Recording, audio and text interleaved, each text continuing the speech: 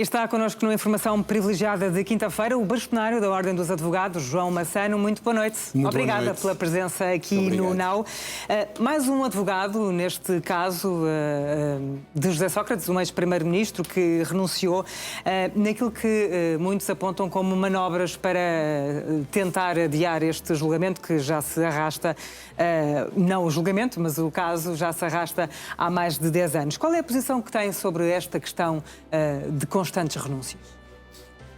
Relativamente à renúncia, eu posso dizer pouco, porque de facto tem a ver com o que o meu colega entende para renunciar. Tem a ver com as convicções e o que ele acha que deve fazer relativamente a essa renúncia é um tema dele. Neste caso, ao que parece, relacionado com problemas de saúde. Alegadamente, sim. O que é dito é que houve problemas de saúde e que os problemas de saúde o impedem de continuar a defesa do engenheiro José Sócrates. O que eu acho é que, e o que nós temos vindo a defender, é que a Justiça, por um lado, tem que garantir que o processo continua e, por outro lado, tem que assegurar as garantias de defesa do engenheiro José Sócrates, que, no fundo, é este equilíbrio que vai determinar o que é que vai acontecer a seguir. Mas como é que se equilibra isso num processo com esta densidade e com esta complexidade de volumes? Eu creio que o sistema, se olharmos para ele como existe neste momento, em que chamamos um advogado oficioso que está numa sala e que, coitado, não tem tempo para preparar, obviamente, nós temos que começar a olhar para este tipo de processos, não é só para este, mas qualquer outro que haja com esta dimensão,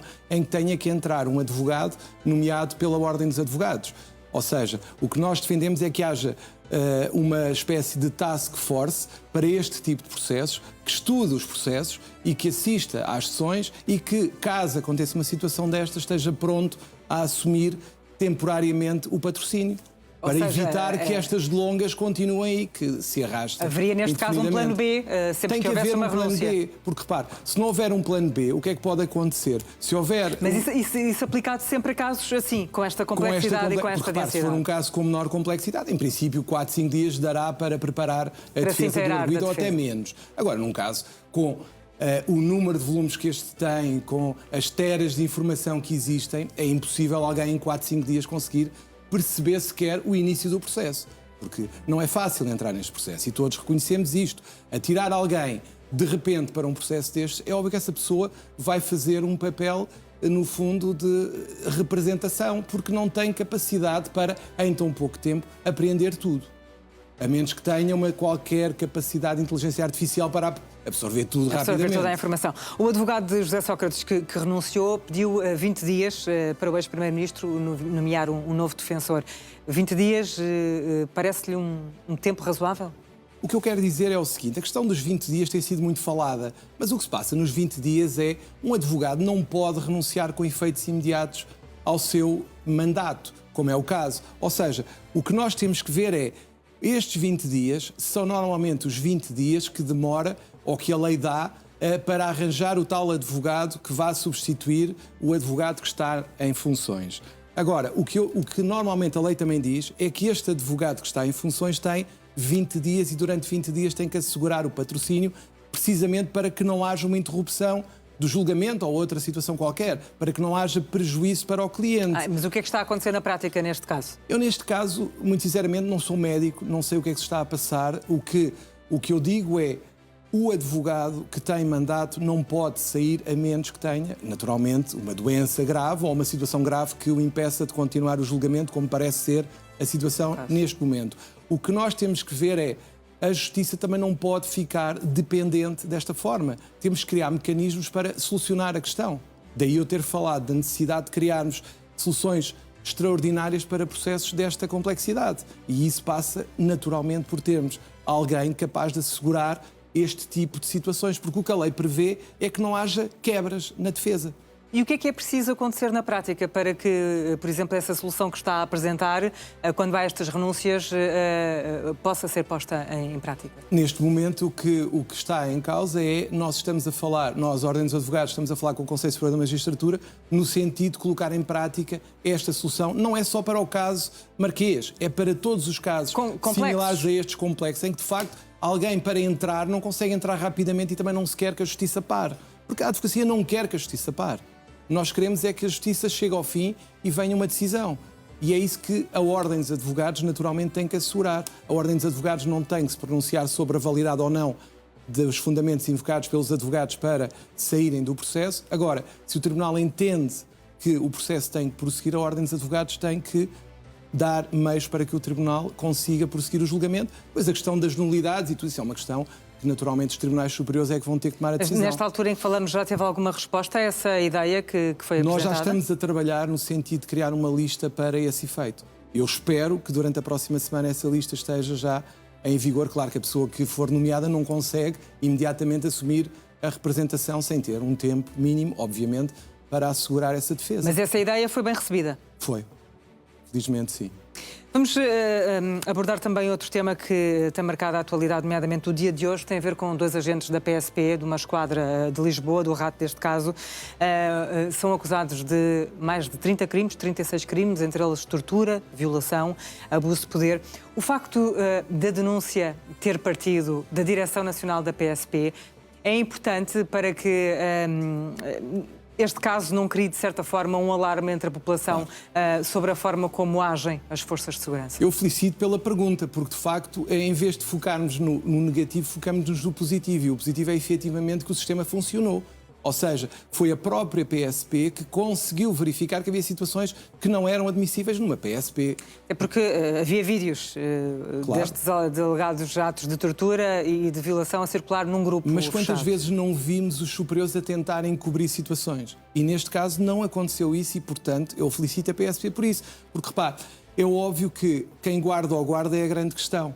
E neste caso, aparentemente, e segundo as notícias que temos acesso, o guarda guardou-se a si próprio e conseguiu verificar que havia situações que não eram admissíveis num corpo policial que serve, no fundo, para nos proteger.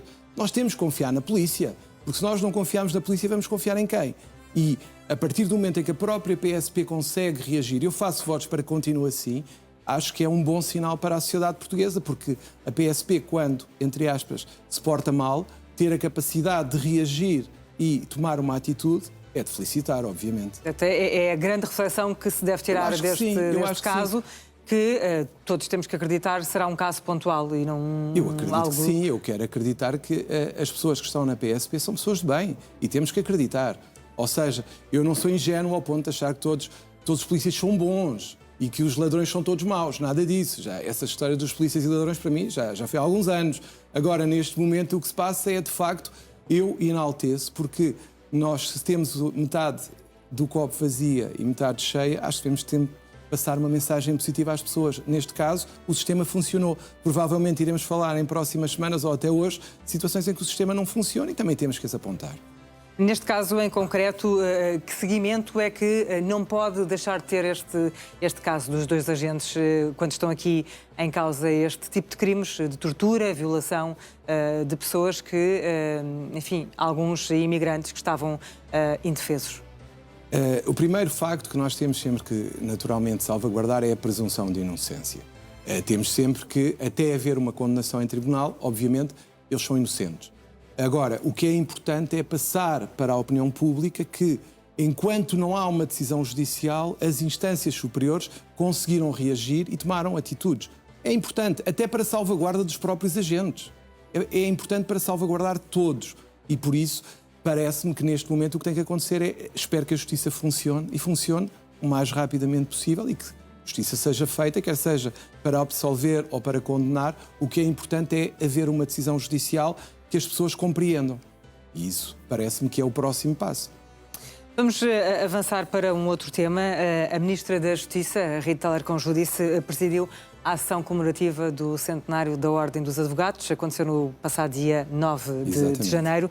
Que medidas é que anunciou a Ministra da Justiça que queira sublinhar, nomeadamente a propósito dos advogados oficiosos?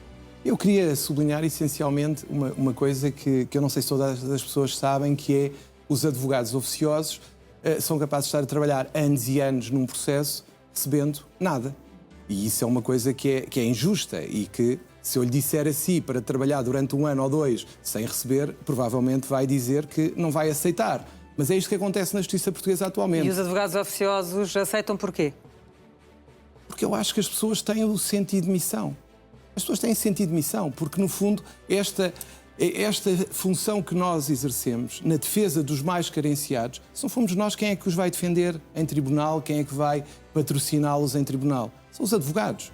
E há uma coisa que, injustamente, as pessoas associam os advogados aos advogados dos grandes processos. Mas a maior parte dos advogados não são advogados de grandes processos. São advogados de pessoas comuns que não estão no palco mediático e que todos os dias se esforçam para as defender. E uma das coisas que foi referida pela senhora Ministra foi efetivamente isso. Foi o facto de os advogados inscritos no sistema de acesso ao direito vão deixar de ter que... Os atos vão ter que deixar de ser validados pelos secretários judiciais. Ou seja, imagine, eu estou num julgamento, toda a gente vê que eu estou lá, está na ata e tudo, e no final, antes de receber, ainda vou ter que pedir ao senhor funcionário judicial, ao senhor secretário, para confirmar que eu estive no ato. E foi precisamente Caso, isso. claro, de excesso de burocracia. Como é óbvio, qual é o sentido que faz? Se eu já lá estou, se toda a gente me vê lá, porque é que eu ainda tenho que esperar que alguém valide esse ato? E foi isso que a senhora Ministra disse que iria acabar. E há outra coisa que eu não vou estar aqui, naturalmente, a falar de tudo o que foi falado, mas há outra medida que é muito importante. É que, até aqui, e enquanto a norma não sair, e enquanto o Ministério não publicar essa norma, as advogadas que acabavam de dar à luz ficavam nas mãos do juiz para saber se julgamentos marcados logo a seguir eram ou não eram adiados. E o que a senhora Ministra disse foi que vai haver um regime específico para a maternidade. Ou seja, vai haver um prazo após o nascimento da criança em que as advogadas optam fazer ou não fazer julgamentos, cumprir ou não prazos e, nesse período de tempo, é a vontade da advogada que determina se sente em condições ou não de seguir os processos. Isso é muito positivo. Do que a Ministra da Justiça anunciou por ocasião do centenário da Ordem dos Advogados, são apenas estas duas medidas que... Há uma que eu queria salientar, que tem a ver com os estagiários. Ou seja, há muito tempo que se fala que os estágios da advocacia têm que ser remunerados. Parece, e acredito que finalmente teremos muito em breve essa regulamentação e os estágios serão obrigatoriamente remunerados. Mas, ao mesmo tempo, também serão lançados programas de apoio aos estagiários para que haja uma comparticipação do Estado nestes estágios. Pelo menos é essa a minha esperança. Então, enunciou aqui 3 medidas que aplaudiu, anunciadas pela Ministra da Justiça, mas conseguiu perceber quando é que isto vai ser posto em prática? Porque uma coisa é anunciar, outra coisa é vermos essas mudanças na realidade. Claro, eu tive a oportunidade de falar com a senhora Ministra e o que me foi dito é que era para executar muito rapidamente. Eu espero que rapidamente... O que é que entende por muito rapidamente? Muito no tempo da justiça, mas eu acho que o tempo da política também não é muito mais rápido, mas eu aqui espero que seja efetivamente mais rápido e eu gostava que no prazo de um mês e meio, estas medidas estivessem cá fora. Mas a Ministra não lhe deu prazo. Não estabeleceu um prazo, mas a ideia das nossas conversas e o que eu tenho falado com o Ministério é que vai ser rapidamente implementado. Aliás, eu ando a pedir estas medidas, confesso, quase desde tomei posse. Portanto, fiquei bastante satisfeito por ver que finalmente houve esse acolhimento e, em discurso direto, a senhora Ministra o disse. O que é que a Ministra não disse que gostava de ter ouvido por esta ocasião? Eu gostava de ter ouvido que iríamos atualizar a tabela de honorários do apoio judiciário, porque, de facto, reconheço que há situações que têm que ser melhoradas. Mas também me foi dito, não no discurso, que iria haver negociações a partir de janeiro até ao final do mês e que iríamos começar a rever pontos da tabela para ver onde é que se poderia mexer. Aliás, aquilo que falámos há pouco, a nossa ideia é que os pagamentos sejam feitos por um valor acrescido e que se comece já a praticar os pagamentos faseados, que é o que eu defendo, ou seja, para não esperar pelo fim do processo. Vamos avançar para outro tema. Sei que gostaria de deixar aqui uma nota de reflexão sobre uma questão relacionada com a insegurança de edifícios, também infraestruturas públicas, a que todos nós estamos sujeitos e tivemos vários casos a nível internacional, mas tivemos infelizmente, recentemente, em setembro, que teve a ver com o Elevador da Glória em Lisboa.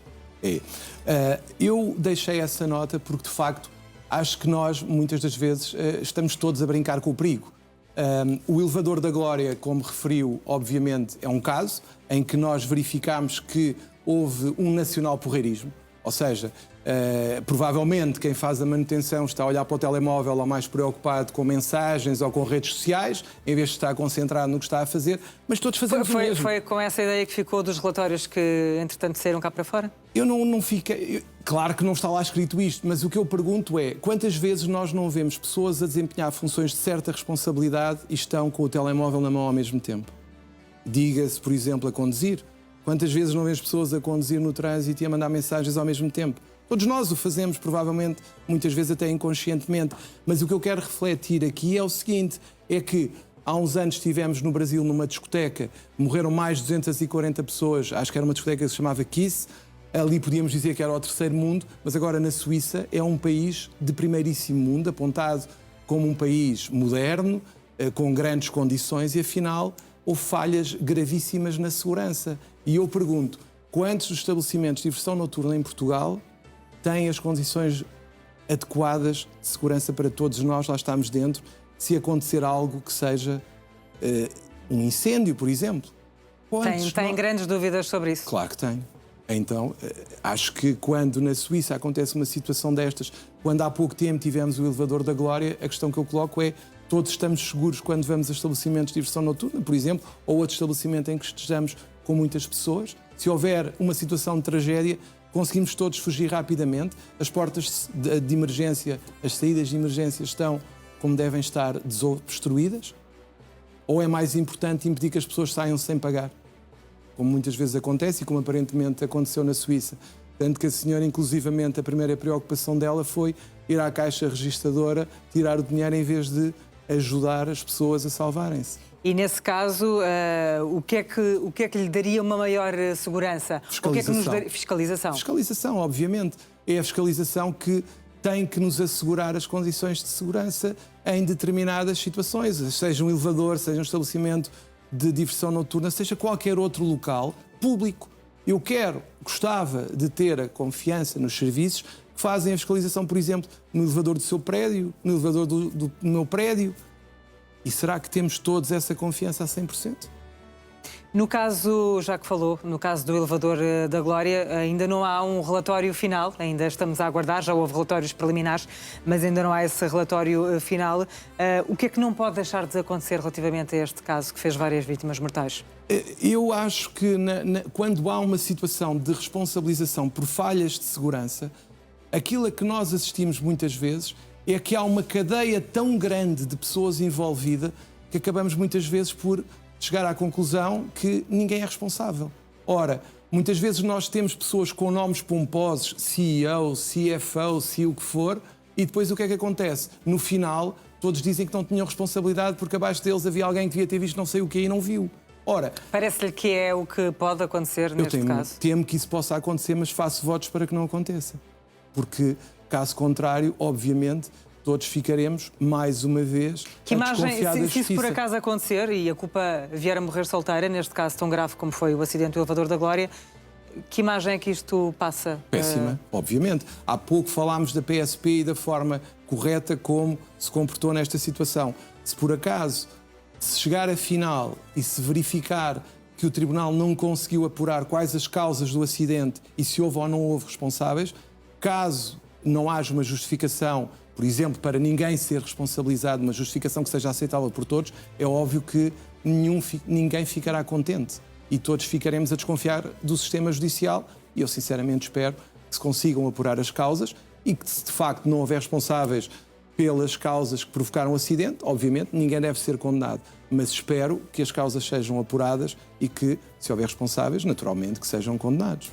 Este é um caso que aconteceu em setembro do ano passado, 2025, enquanto bastonário da Ordem dos Advogados, e nós sabemos que, infelizmente, a justiça em Portugal é lenta, mas o que é que para si seria um prazo razoável para vermos um fim a este caso e apuradas as responsabilidades? Eu acho que todos gostaríamos de ver isto julgado o mais rapidamente possível. Eu diria que num prazo de 1 ano e meio, 2 anos, eu gostava de ter uma decisão de primeira instância, mas tudo vai depender do número de testemunhas, do número de peritos que forem chamados, porque estamos a falar de uma situação que, apesar de não ter a tal complexidade económica ou financeira, por exemplo, de um processo marquês, também vai ter seguramente perícias e vai ter... Tem também aqui associada uma grande complexidade, porque Claro. vão ter que ser ouvidas várias entidades e muitas pessoas, muitas testemunhas. É aí que reside É aí essencialmente que reside a complexidade. e também reside, espero, e tenho a certeza que isso vai acontecer, eu acredito que vamos ter assessores técnicos para auxiliar o tribunal que vier a julgar esta situação para que mais facilmente perceba os pormenores de engenharia que estão aqui em causa. Mas depois há aqui também outra complexidade que não referiu, mas tem a ver com o facto, certamente, de muitas das vítimas serem cidadãos estrangeiros. Como é óbvio, isso também torna as coisas mais difíceis, mas de qualquer forma Mais não difíceis, creio... no Mas não sentido de, creio... se calhar, mais prolongadas no tempo também por Mais isso. prolongadas pela dificuldade de as trazer cá as vítimas que ainda estejam vivas, obviamente, e a dificuldade, naturalmente, que acarreta ouvir alguém do estrangeiro vir cá e combinar as datas para o julgamento. Mas aqui o que eu acho que está em causa, no fundo, é quem é que vai ser responsabilizado. Se é que nós temos, pelo menos, a Carris, a Câmara Municipal em abstrato, obviamente, e a seguradora. Portanto, será, em princípio, no jogo destas três... E a empresa de manutenção também. Que era externa à Carris. Que era externa à Carris. Portanto, estes quatro, diria eu, responsáveis e agentes é que vão ser aqueles que vão ter que ser responsabilizados ou não. É perante eles que, naturalmente, o Tribunal vai ter que tomar uma decisão. João Massano, muito obrigada pela Obrigado, análise que deixou na informação privilegiada desta quinta-feira. Foi um gosto. Até para a semana. Até para a semana.